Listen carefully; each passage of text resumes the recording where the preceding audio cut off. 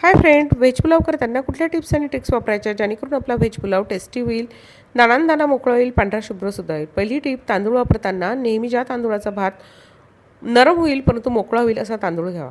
मी नेहमी सिल्की कोलम किंवा बासमती तांदूळ घेते. दुसरं असं की तांदूळ नेहमी अर्धा तास आधी धुवून ठेवावा, त्यामुळे तांदूळाचा कुकिंग टाईम कमी होतो आणि भात पटकन फुलून येतो. तिसरी टीप, जेव्हा आपण भाज्या घेतो भाज्यांचं प्रमाण हे तांदूळापेक्षा थोडंसं जास्त असावं, कारण तांदूळ फुलून दुप्पट होतो परंतु भाज्या मात्र दुप्पट फुलून होत नाही. त्यामुळे भाज्यांचं प्रमाण योग्य असलं पाहिजे.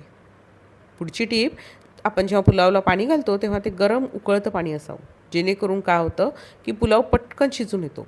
पाणी घातल्या घातल्या त्यामध्ये अर्ध्या लिंबाचा रस पिळायचा, थोडीशी साखर घालायची आणि नंतर मीठ घालायचं.